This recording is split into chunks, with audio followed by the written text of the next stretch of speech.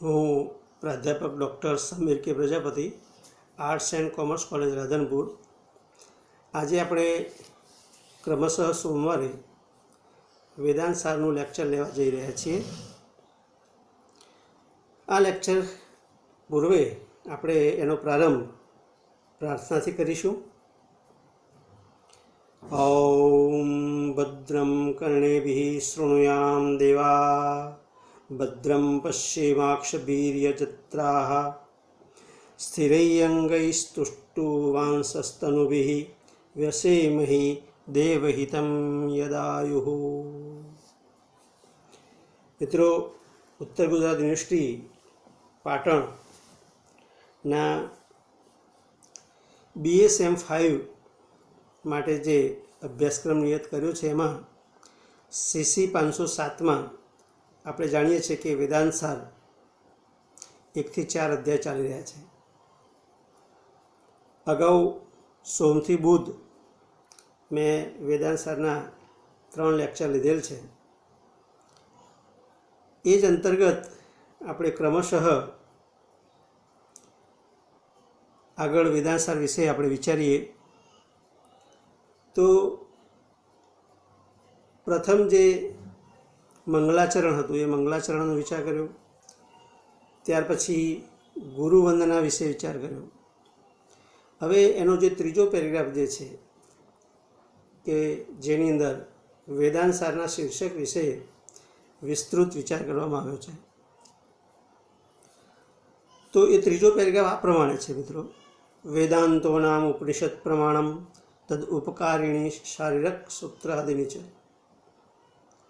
તો એમાં પ્રથમ જો એનો ભાવાનુવાદ જોઈએ તો વેદાંતો નામ ઉપનિષદ પ્રમાણમ, ઉપનિષદો જેમાં પ્રમાણ છે તે વેદાંત.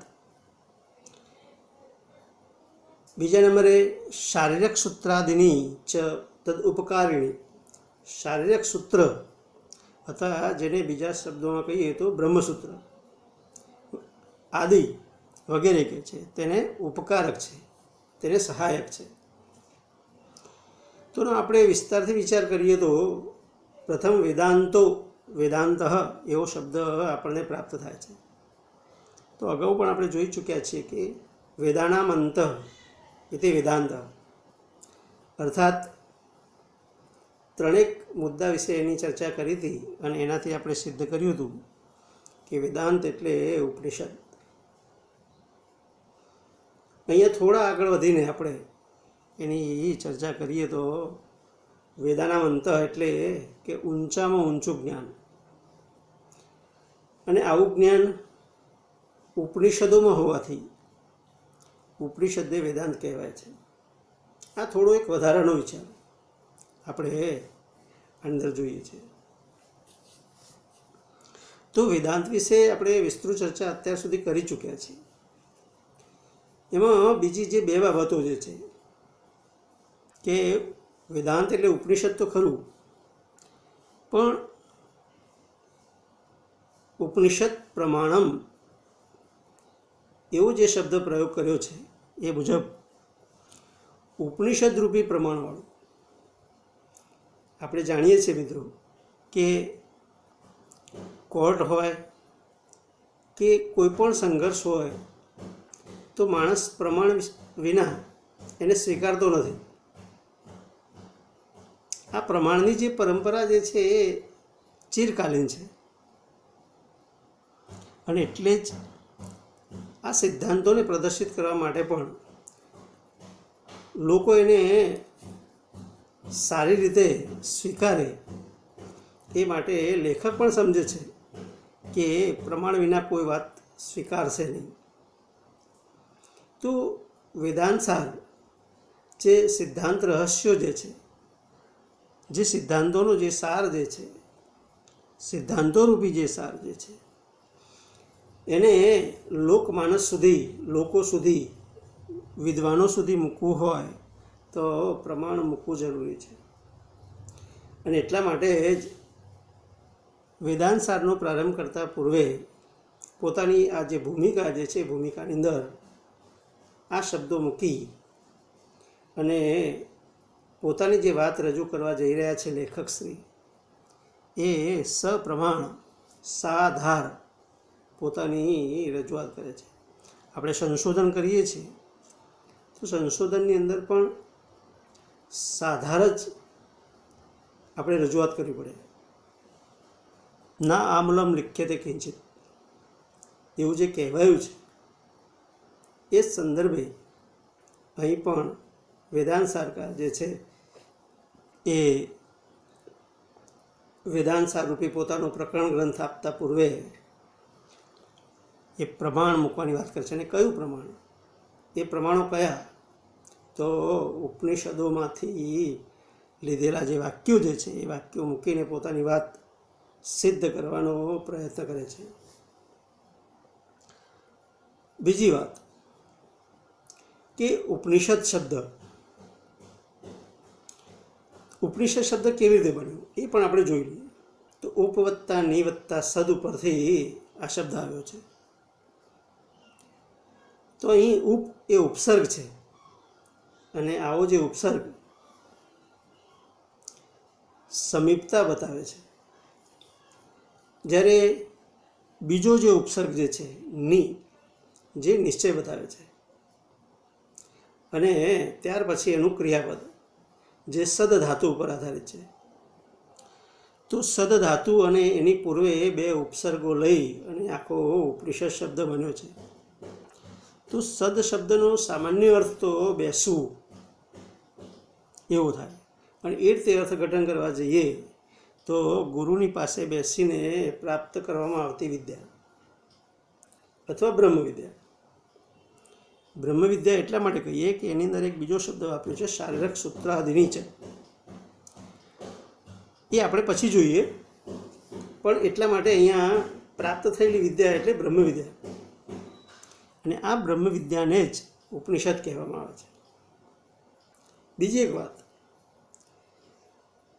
કે ગુરુની પાસે બેસીને ભણવામાં આવતી આ વિદ્યા હોવાને કારણે ગુરુ અને શિષ્યના હૃદય સંવાદ ઉપરાંત વિદ્યાની જે ગહનતા જે છે એ ગહનતા પણ એમાં સૂચવાય છે.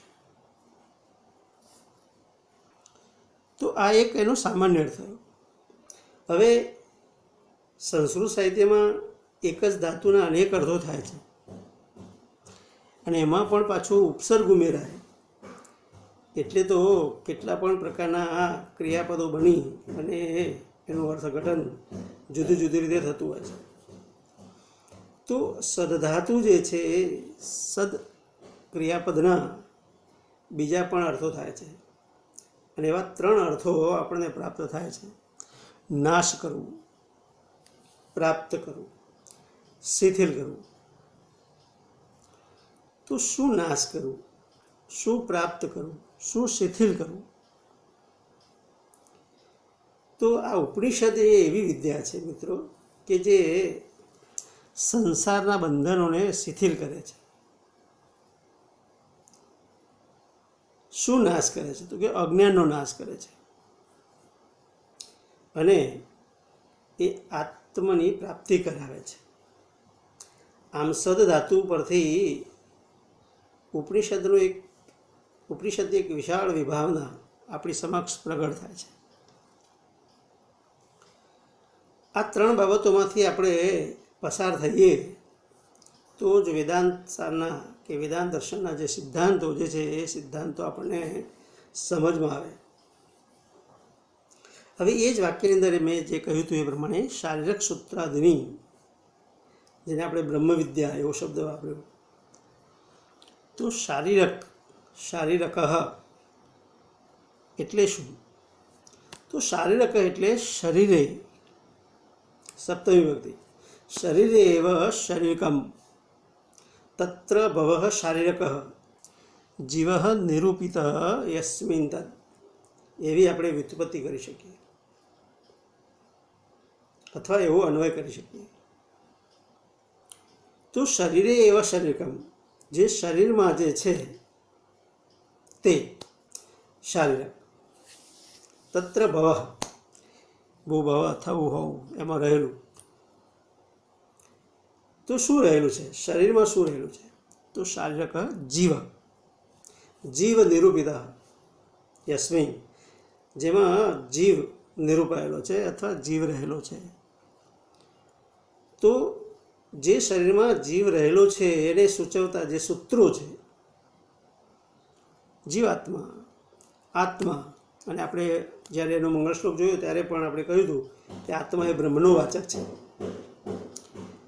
અને એ રીતે જો બ્રહ્મ અર્થ લઈએ તો એ બ્રહ્મસૂત્રો એવું સિદ્ધ થાય.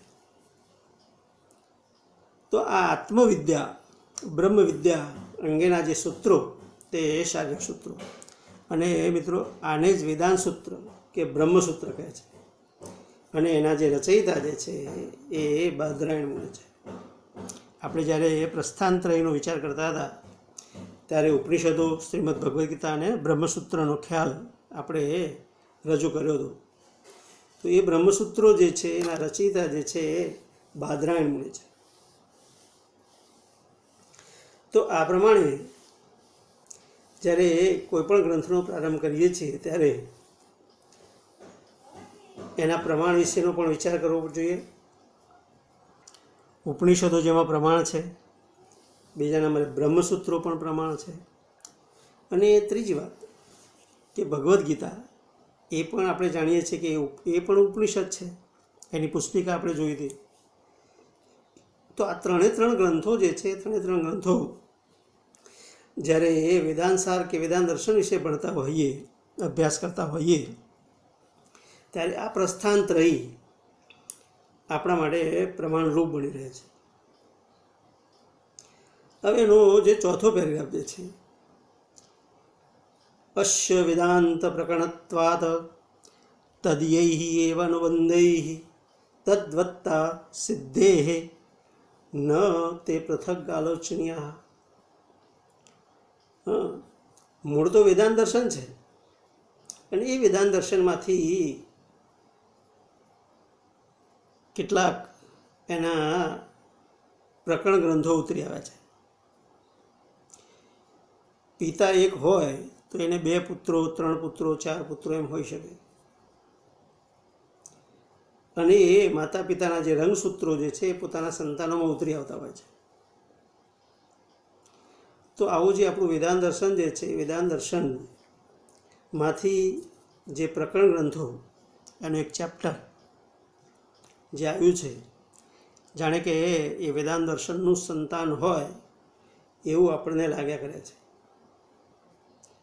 તો અહીંયા જે વાત મૂકી છે, અશ્ય આનું કે છે વેદાંત પ્રકરણત્વાદ, આ વેદાંતનું જ પ્રકરણ હોવાને લીધે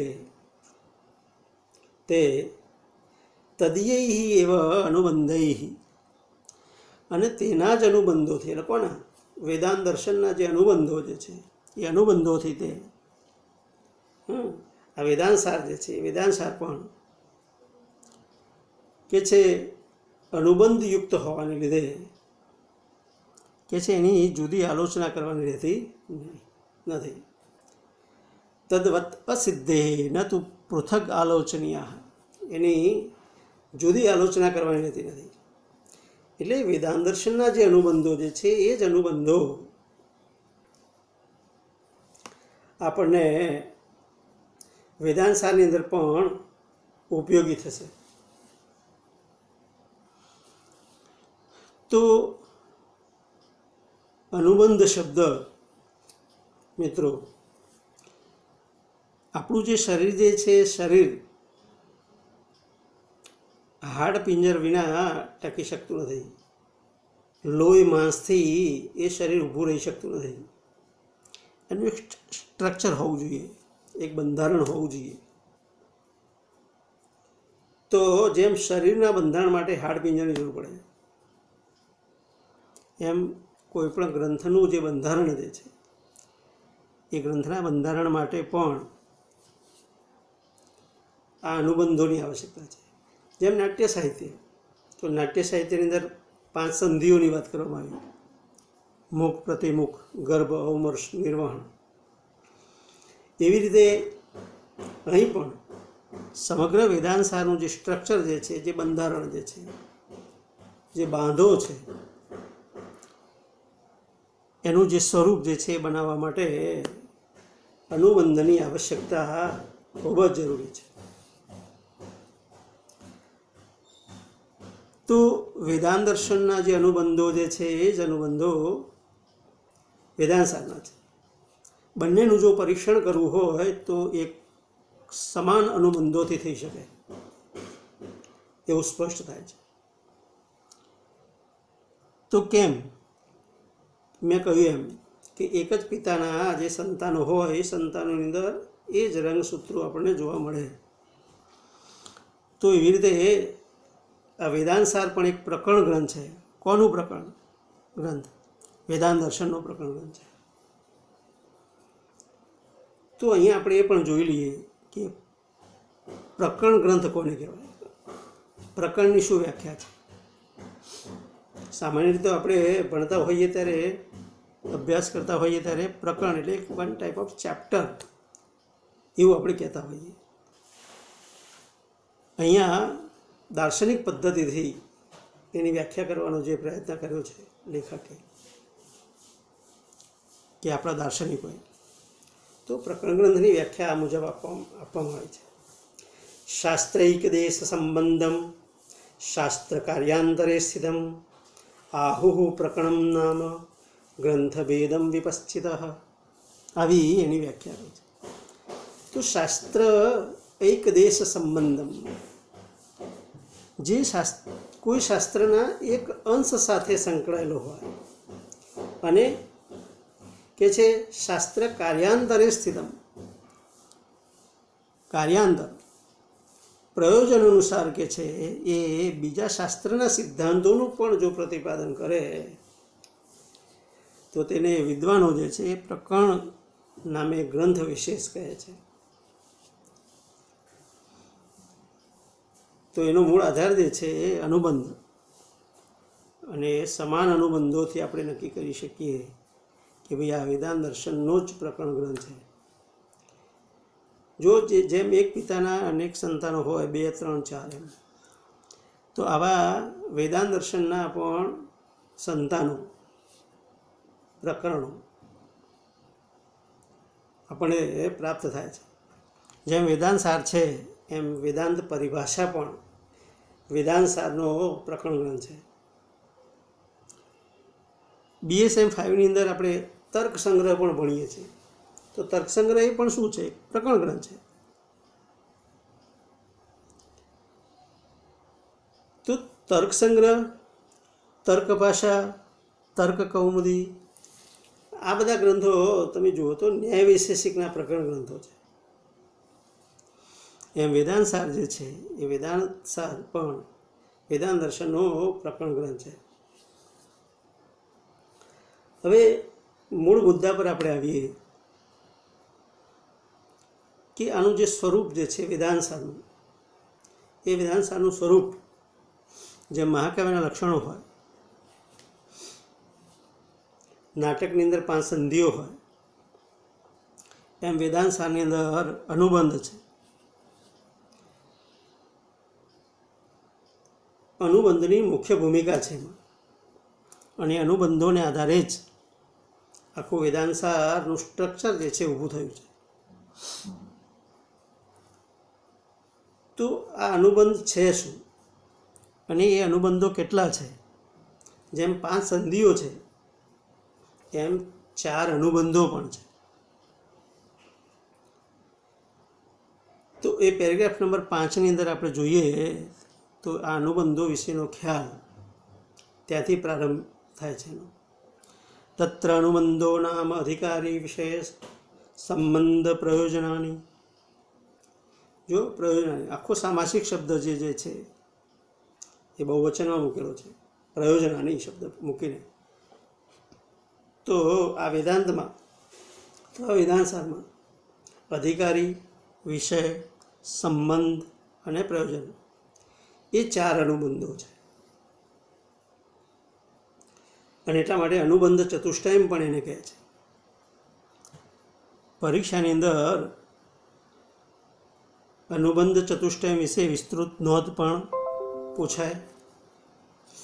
એનાથી જનરલ પ્રશ્ન પણ પૂછવો હોય તો પણ આપણે પૂછી શકીએ. ભાઈ વેદાંત શબ્દનો અર્થ આપી અનુબંધ ચતુષ્ટયમ વિશે વિસ્તૃત નોંધ લખો, આવું પૂછી અને આપણે આખો જનરલ પ્રશ્ન પૂછી શકીએ. અનુબંધ ચતુષ્ટયમ એટલું મૂકીને આપણે એની ટૂંકનો પણ પૂછી શકીએ. એટલે આવો દ્વિધ ખ્યાલ આપણે આપણા માણસની અંદર રાખવો જોઈએ. તો 4 અનુબંધો છે, પણ અનુબંધ એટલે શું એ પણ આપણે જાણી લેવું જોઈએ. બંધ શબ્દ બાંધેલું, અને અનુ એટલે સાથે, સાથે બાંધેલું અથવા સાથે રહેવાવાળું જે હોય એને અનુબંધ કહેવાય. તો શું સાથે રહેલું છે, શું સાથે બાંધેલું છે?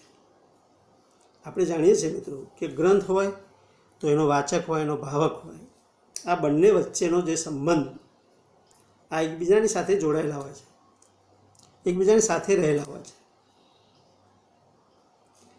તો કોઈપણ શાસ્ત્રીય ગ્રંથ સાથે જે વાચક હોય તો માત્ર વાચક એ ગ્રંથ સાથે જોડાયેલો રહે એને અનુબંધ કહીશું નહીં. થોડા આગળ એ વાચકની જે અપેક્ષાઓ ગુમ થયેલી હોય અથવા જે અપેક્ષાઓનો ઉત્તર એ ગ્રંથ સાથે સંકળાયેલો હોય એને આપણે અનુબંધ કહીએ છીએ. અને આવા અનુબંધો 4 હોવાને કારણે એને અનુબંધ ચતુષ્ટયમ કહેવાય છે. આ એની માર્મિક બાબત છે કે માત્ર ગ્રંથ અને ભાવક, ગ્રંથ અને વાચક બંને હોવું એ પૂરતું નથી, પણ એ વાચકની જે અપેક્ષાઓ જે છે, જે અપેક્ષાઓ સંકળાયેલી છે અને અપેક્ષાઓનો ઉત્તર એ ગ્રંથ સાથે સંકળાયેલો હોય તો એને આપણે અનુબંધ કહીએ છીએ. તો આવા 4 અનુબંધો આપણને પ્રાપ્ત થાય છે: અધિકારી, વિષય, સંબંધ અને પ્રયોજન. હવે એ 4 અનુબંધો વિશે આપણે વિસ્તારથી અહીંયા નિરૂપણ કરીશું. પ્રથમ છે અધિકારી. અધિકારી શબ્દ આપણે જાણીએ, સાંભળીએ અને તરત જ આપણા માણસની અંદર એવો એક ખ્યાલ આવે કે જે કોઈપણ કાર્યક્ષેત્ર છે, કાર્યક્ષેત્ર ઉપર જેનો વિશેષ અધિકાર હોય છે, જેનું સંચાલન કરતો હોય છે, આદેશ કરતો હોય છે, એને આપણે અધિકારી કહેતા હોઈએ છીએ. પણ એના કરતાં વિશેષ અધિકારી પણ હોવું એટલે એક પ્રકારની લાયકાત હોવી. વિના લાયકાત અધિકારી બની શકાતું નથી, અને જો બની જ ગયા હોય તો એ સફળ પણ થતા હોતા નથી. એનું ટૂંકમાં એની અંદર એવું એક કૌશલ્ય હોવું જોઈએ, અને કૌશલ્યને આધારે જ પોતે એનો અધિકારી બની શકે છે, એનો હકદાર બની શકે છે. તો અધિકારી બનવા માટે પણ તમે જુઓ મિત્રો, એની પણ શરતો છે. જેમ આપણે સ્નાતક કે અનુસ્નાતક થઈએ અને અનુસ્નાતક થયા પછી આપણે પ્રોફેસર બનવું છે, તો એની કેટલીક શરતો જે છે, શરતોમાંથી આપણે બહાર નીકળવું પડે, પસાર થવું પડે. અને શરતોમાંથી પસાર થયા પછી આપણે જો એને મેરિટમાં આવીએ, યોગ્ય લાયકાત આપણી જણાતી હોય તો જ આપણે પ્રોફેસર બની શકતા હોઈએ છીએ. કલેક્ટર બનવું છે, મામલતદાર બનવું છે, તો તમારે જીપીએસસી, યુપીએસસીની જે પરીક્ષાઓ જે છે એ સારા પર્સન્ટેજ સાથે, સારા મેરિટ સાથે પાસ કરવી પડતી હોય છે. અને પછી એ પદ, એ અધિકાર, એ અધિકારીપણું આપણને આપવામાં આવે છે. એમ જો વેદાંતસાર ભણવું હોય, વેદાંતસાર નામનો ગ્રંથ, આવો દાર્શનિક ગ્રંથનો જો અભ્યાસ કરવો હોય અને એના મૂળ સુધી પહોંચવું હોય, એની જે અપેક્ષા જે છે સંતોષવી હોય, એનું જે ફળ પ્રાપ્તિ કરવી હોય, તો એના માટે પણ આપણે અધિકારી બનવું પડે. તો આવા અધિકારી બનવા માટે પણ આપણા લેખક જે છે એ કેટલીક શરતો મૂકે છે, અને એ શરતો તમે જુઓ કે પેરેગ્રાફ નંબર 6 તમે જોશો તો એમાં એની શરતો આપી છે. કોણ અધિકારી બની શકે? તો અધિકારી તો વિધિવત અધિત વેદાંગત્વેન આપાતત અધિગત અખિલ વેદાર્થ અસ્મિન જન્મની જન્માંતરે વા કામ્ય નિષિદ્ધ વર્જન પુરુષરમ નિત્ય નૈમિત્તિક પ્રાયશ્ચિત ઉપાસના અનુષ્ઠાનેન નિર્ગત નિખિલ કલ્મષતયા નિતાંત નિર્મલ સ્વાંત સાધન ચતુષ્ટય સંપન્ન પ્રમાતા. બીજા શબ્દોમાં આને પ્રમાતા પણ કહ્યો છે. વાક્યનો છેલ્લો શબ્દ તમે જુઓ એમાં એને પ્રમાતા પણ કહ્યો છે. તો પ્રમાતા શબ્દ જોતા પહેલાં આ જે શરતો જે છે એ શરતો આપણે જોઈએ છીએ તો આટલી શરતોમાંથી માણસ પસાર થાય તો એનો અધિકારી બની શકે. તો અધિકારી એટલે બીજા શબ્દોમાં કહેવું હોય કે જે સજ્જનતાવાળા માણસ માટે, જો સજ્જન શબ્દ વાપર્યો છે કે યોગ્ય વ્યક્તિ, સત સાથે જોડાયેલો વ્યક્તિ, સત્ય તત્વ સાથે જોડાયેલો વ્યક્તિ, સત્યનું સંશોધન કરતો જે વ્યક્તિ જે છે, આવા સજ્જનતાવાળા માણસ માટે ગ્રંથનું જે નિર્માણ જે છે, ગ્રંથનું નિર્માણ થયું હોય અને તે તેનો અધિકારી બની શકે અથવા તે તેનો અધિકારી છે. કોઈ પણ ગ્રંથના નિર્માણમાં આ ગ્રંથ કોને માટે છે એનો ઉત્તર એની અંદર આવશ્યક છે. અને એટલા માટે જો એક શબ્દમાં કહેવું હોય તો એ અધિકારીને પ્રમાતા કહ્યો છે. મિત્રો, પ્રમાતા, તો પ્રમાતા શબ્દ પણ તમે જુઓ કે એની અંદર પ્રમા શબ્દ છે, યથાર્થ બુદ્ધિ, નિશ્ચિત બુદ્ધિ, નિશ્ચયયુક્ત બુદ્ધિ જે છે એવો જે વ્યક્તિ પ્રમાતા બન્યું છે. આપણે જ્યારે ભૂમિતિ ભણતા 8મા 9મા 10મામાં ત્યારે પ્રમેય શબ્દ આવતો, તો એ પ્રમેય શબ્દની અંદર પણ પ્રમા શબ્દ રહેલો છે. જે નિશ્ચિત બુદ્ધિપૂર્વક જેને સિદ્ધ કરવામાં આવે એને આપણે પ્રમેય કહીએ છીએ. અને આ સિદ્ધિ માટે આપણે પ્રમાણ જોઈએ, તો પ્રમાણ શબ્દની અંદર પણ તમે જુઓ કે પ્રમા શબ્દ આવે છે. તો એક નિશ્ચયાત્મક બુદ્ધિની આવશ્યકતા એમાં રહેલી છે અને એને આધારે જ પ્રમાતા, પ્રમેય, પ્રમાણ આવા શબ્દો નિષ્પન્ન થયા છે અને આપણને પ્રાપ્ત થયા છે. આપણે અગાઉ જોયું હતું કે દરેક શબ્દ જે છે, દરેક સિદ્ધાંત જે છે એને સમજાવવા માટે આપણા જે ટીકાકારો જે છે એ ટીકાકારો સુંદર સહયોગ આપણને આપી રહ્યા છે, આપણા માટે સહાયક બની રહ્યા છે અને એને સરળતાથી સમજાવવાનો પ્રયત્ન કરે છે. તો વિદ્વાન મનોરંજનની જે ટીકા જે છે એની અંદર પ્રમાતાની બહુ સુંદર વ્યાખ્યા કરી છે. એમણે કહ્યું છે કે લૌકિક વૈદિક વ્યવહારેષુ અભ્રાંત જીવ, લૌકિક અને વૈદિક જે વ્યવહારો જે છે એમાં જેને ભ્રાંતિ નથી થતી એવો જીવ અથવા સ્થિત પ્રજ્ઞા બંનેને સમાન માને. જ્યારે આપણે નિબંધ જોતા હતા તો એમાં ધર્મની જે વ્યાખ્યા કરી હતી કે લૌકિક અને પારલૌકિક બંનેમાં જેનું કલ્યાણ રહેલું હોય એને આપણે ધર્મ કહેતા હતા.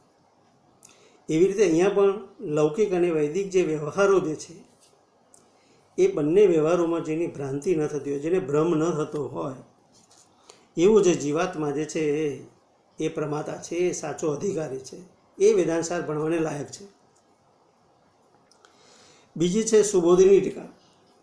તો સુબોધની ટીકાની અંદર પણ અંતઃકરણે પ્રતિબિંબિતમ ચૈતન્યમ, જેના અંતઃકરણમાં ચૈતન્યનું પ્રતિબિંબ પડે તો એને વેદાંતનો અધિકારી કહી શકાય. આપણે જાણીએ છીએ, આગળ જ્યારે વેદાંતસાર વિસ્તારથી જોઈશું ત્યારે અંતઃકરણ તો એક અજ્ઞાનનો વિકાર છે ખરેખર, અને પોતાની મેળે એ જડ છે, અચેતન છે, અને એમાં ચૈતન્ય બ્રહ્મનું જ્યારે પ્રતિબિંબ પડે છે ત્યારે એ સ્વયં ચેતન બની જાય છે. પણ એને સામાન્ય શબ્દોમાં સમજવું હોય કે કોઈ પણ દર્પણ હોય, એ દર્પણ જો ઝાંખું હોય તો આપણું પ્રતિબિંબ શુદ્ધ પડતું નથી. એમાં નિર્મળ જળ હોય તો નિર્મળ જળની અંદર આપણું પ્રતિબિંબ શુદ્ધ પડે છે, પણ એ દોડાયેલું હોય, મલિન હોય, અશુદ્ધ હોય તો એમાં આપણું પ્રતિબિંબ નથી પડતું. એમ મિત્રો, આપણું જે અંતઃકરણ જે છે, જે મન, બુદ્ધિ અને અહંકાર, વેદાંત મન અને બુદ્ધિને અંતઃકરણ માને છે. સાંખ્ય છે તો મન, બુદ્ધિ અને અહંકારને નું બનેલું અંતઃકરણ માને છે. તો આવા મન અને બુદ્ધિ ઉપર, આવા મન અને બુદ્ધિ જો શુદ્ધ હોય તો એની અંદર જગતના કે ઈશ્વરના કે કોઈ પણ પ્રકારના વિષયનું શુદ્ધ પ્રતિબિંબ આપણા એ ચૈતન્ય પર પડી શકે. બહાર સાયન્સનો વિદ્યાર્થી હોય કે મેડિકલનો વિદ્યાર્થી હોય, એ જે વાંચે છે એ જો એકાગ્ર બુદ્ધિથી વાંચે છે, શુદ્ધ મનથી, શુદ્ધ બુદ્ધિથી વાંચે છે, તો એ વિષયને સરસ રીતે ગ્રહણ થાય છે. આ પ્રમાણે હંમેશા મન અને બુદ્ધિ જો શુદ્ધ હોય તો એના પર કોઈ પણ પ્રકારના વિષયનું પ્રતિબિંબ પડી શકે છે. ખરેખર એ આની અંદરથી એક સુંદર સંદેશ આપણને પ્રાપ્ત થાય છે કે આપણને કેમ વિદ્યાભ્યાસમાં રુચિ નથી થતી, કેમ આપણને યાદ નથી રહેતું. તો એનું એક આ પરિણામ છે કે આપણી મન અને બુદ્ધિ એ વિચલિત હોય, શુદ્ધ ન હોય તો કોઈ પણ વિષય જે છે એ આપણે ગ્રહણ કરી શકતા નથી, એકાગ્ર બની શકતા નથી. મિત્રો, તો આ સંદેશ આપણને જે આમણથી પ્રાપ્ત થાય છે એના આધારે આપણે એટલું નક્કી કરી શકીએ કે અધિકારી બનવા માટે મન અને બુદ્ધિની શુદ્ધિ ખૂબ જ આવશ્યક છે. ઈચ્છા શક્તિ આવશ્યક છે, અને એ ઈચ્છિત વસ્તુ, ઈચ્છા શક્તિ જો પાવરફુલ હોય તો એ ઈચ્છિત વસ્તુ કે વેદાંત જેને મોક્ષ કહે છે ત્યાં સુધી પહોંચવા માટે આ સાધનોની ખૂબ જ આવશ્યકતા છે. એના માટે અધિકારી બનવું જરૂરી છે. હવે આવતીકાલે આપણે થોડા આગળ વિચાર કરીશું કે એણે જે શરતો મૂકી છે એ શરતોમાંથી આપણે પસાર થઈશું તો જ આપણે વેદાંત સારના અધિકારી, વેદાંત સારનો અભ્યાસ કરવાના અધિકારી આપણે બની શકીશું. આજે આપણે આટલું રાખીએ છીએ અહીંયા. જય હિન્દ, જય ભારત, જય સરસ્વતી. અસ્તુ.